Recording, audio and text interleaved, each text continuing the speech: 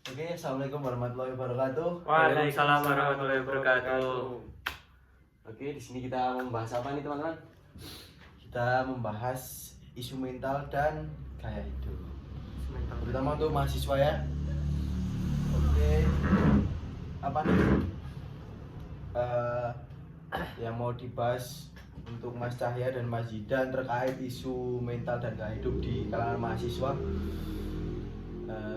Mungkin ada pertanyaan dari Mas Cahya atau Mas Zidan, kita saling tanya jawab aja ya, kita santai aja membahas tentang isu mental dan gaya hidup mahasiswa, terutama apalagi mahasiswa yang stres atau yang hidupnya hedon atau nggak bisa memanage diri atau memanage uangnya buat kehidupan sehari-hari di tanah rantau. Oke, mungkin dari Mas Zidan dulu ada pertanyaan, ada yang perlu dibahas gitu. Mungkin kalau dari aku dulu ya. Dari Mas Cahya. Pertanyaan sih bukan, cuman mau sharing lah. Sharing. Kita sharing aja ya. Biasanya kan kalangan mahasiswa, terutama kita dulu waktu maba, Awal-awal gitu ya, awal-awal kuliah. kan itu masih kaget. Dari benar. Sebelumnya di SMA cuman gitu-gitu aja. Iya, benar. Di perkuliahan udah mulai berkembang, tugas makin banyak, lebih hidup lebih iya, serius lebih gitu kan. serius. Belum lagi kalau ikut organisasi seperti itu. Benar. Nah itu aku sendiri ngalamin ikut organisasi. Jadi apa ya namanya? Kita harus kuat-kuat mental gitulah, karena bisa membagi waktu, terutama jadi ini tugas Mas kuliah. Cahya, kita harus bisa memanage diri, Iya, memanage waktu diri. gitu ya. Kalau ibaratnya orang yang mentalnya kurang itu pasti nanti down. Ngedon ya, pasti ngedon ya. Kayak kita misal ada tugas kuliah, nanti juga ditumpuk lagi ada tugas organisasi. Iya. Apalagi tugas kuliah kan dari banyaknya matkul kan, kayak ada tugas dari matkul ini nanti ditambah matkul ini, jadi kayak kalau nggak bisa nge-manage atau kita nggak bisa pinter-pinteran ngatur waktu atau jadwal kan pasti keteteran ya, keteteran lah. Untuk beberapa semester yang lalu itu jadinya aku tuh sering begadang Mas, karena tugas yang menumpuk, terus masalah organisasi juga. Itu kan kita kuliah dari pagi sampai sore, nanti masih ngerjain tugas, nanti masih bahas organisasi, jadi tidurnya nggak teratur. Tidurnya kurang. Jadi mungkin itu sih dari aku. Jadi memang kita harus benar-benar bisa menjaga apa sih, kayak memanage waktu, memanage diri, bagaimana kita bisa mau nyelesain yang tugas apa kuliah dulu atau tugas organisasi dulu biar bisa teratur lah waktunya kita, jadi nggak kayak keteteran. Misal kita mau apa sih, kayak mau ngerjain tugas kuliah dulu atau nyelesain tugas dari organisasi, apalagi dua-duanya pasti ada deadline-nya kan Mas. Bener. Jadi guys, kalau emang kalian mau ikut organisasi harus dari awal pinter-pinteran nge-manage diri atau nge-manage waktu biar intinya tuh nggak keteteran sih dari tugas kuliah atau tugas dari organisasi. Kan pasti sibuk kan, entah dari organisasi nanti kumpul-kumpul atau ngerjain proker apa gitu, apalagi ditumpuk sama tugas kuliah. Kalau untuk Mas Zidan gimana Mas Zidan? Kalau untuk aku sih mungkin kalau untuk menjaga Mental. kan menjaga apa namanya konsistensi diri. Konsistensi. Karena kalau kita udah kuliah itu ya yang ngandani menasihati, yang menasehati diri sendiri itu ya diri sendiri itu. benar. Jadi ya dengan itu kita kadang juga lalai ya terhadap kerjaan kita, konsistensi diri kita, karena mungkin kadang malah juga kadang juga capek.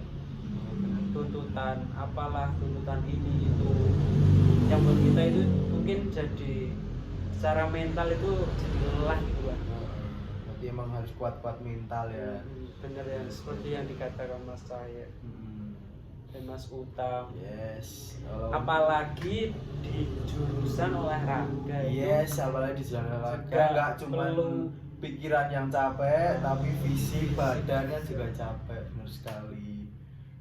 Mantap. Nah kan mungkin pembahasannya bisa ditarik ke awal-awal kuliah, karena ini juga maba-maba udah mau masuk ya. Yes. Mungkin ada pesan buat maba-maba kita. Kalau enggak dulu cerita dulu gitu. Dulu cerita dulu dari saya. Untuk saya sih dari dulu pernah sih kayak kita udah enak di rumah sih, kayak pas SMA gitu kita apa-apa kan masih di rumah, masih ada orang tua. Tapi pas masuk ke dunia perkuliahan, kita ngerantau, kita jauh dari rumah, kita itu harus pinter-pinteran, yaitu tadi manage waktu, manage diri, apalagi dan terutama manage uang. Kita saking pentingnya tuh manage uang Mas buat kehidupan kita sehari-hari. Ada yang dikasih jatah sama orang tua 1 minggu berapa, 1 bulan berapa. Nah kita harus pinter-pinteran, semisal kita dikasih segini, nah segini itu harus kita bisa buat makan, belum nanti ada ngeprint, belum nanti ada iuran kas kelas atau kas organisasi atau mau bayar apa. Terus pasti kan mahasiswa sekarang kan nongkrong ya kan, masih ada uang nongkrong juga. Nah itu kita harus benar-benar manage uang. Jadinya sebelum apa sih, kayak harus tepat gitu habisnya. Sebelum ditransfer itu harus masih. Nah pas ditransfer itu apalagi kalau udah ditransfer tapi masih, itu malah bagus, bisa ditabung lagi uangnya.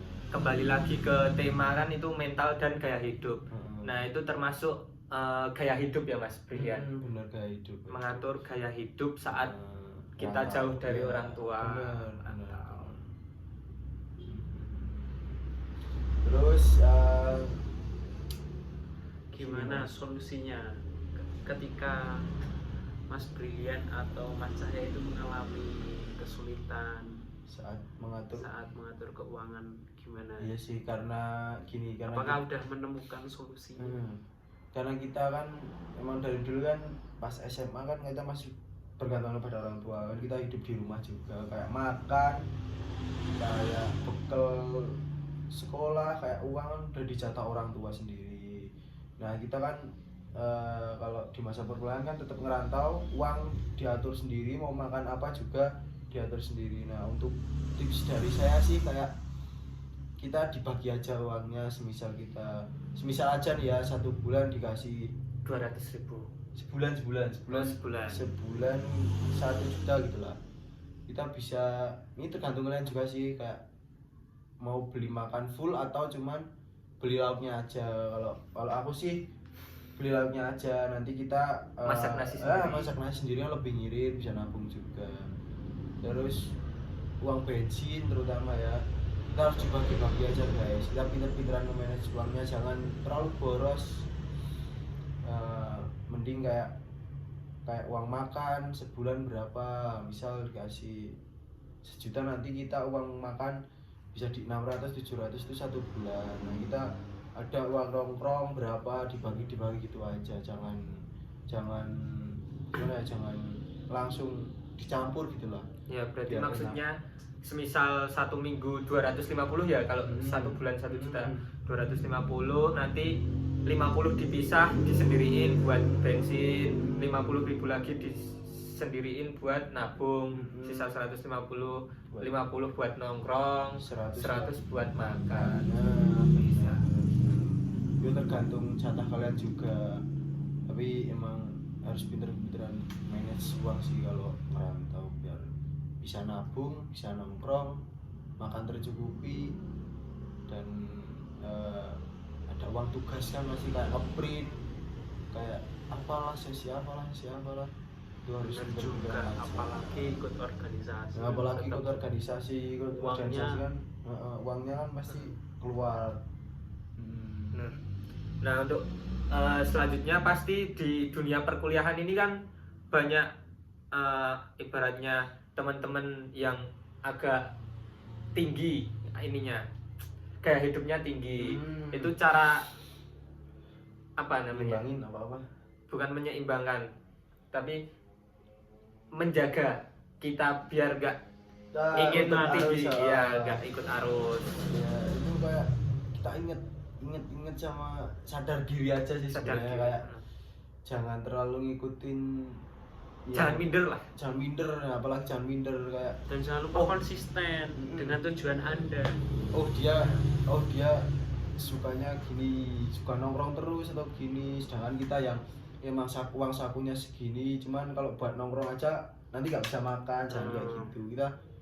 Kita apa sih, kayak tetap nge-manage aja, jangan ikuti alur hidup orang yang hidupnya lebih tinggi dari kita. Benar. Jangan diimbangi, kita harus lihat uang saku juga. Apalagi kita orang kaum mendang mending. Ya, apalagi kita orang kaum mendang mending.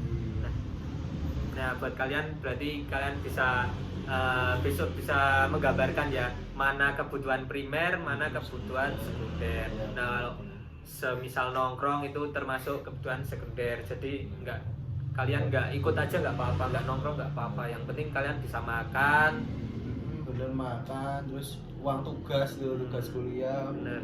itu lebih penting ya. Dan sebenarnya tuh kalau misal ingin pendekatan pun juga tidak hanya di tongkrongan aja, mungkin kamu juga bisa pendekatan lewat di kelas gitulah ya. Maksudnya kalau mau nongkrong pendekatan antar teman kan, itu juga nggak bisa main ke ini kosnya.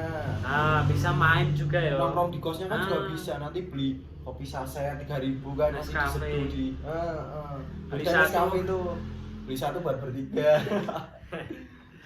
Nggak selalu melakukan pendekatan dengan teman sebaya itu harus dengan nongkrong di cafe shop, itu nggak harus.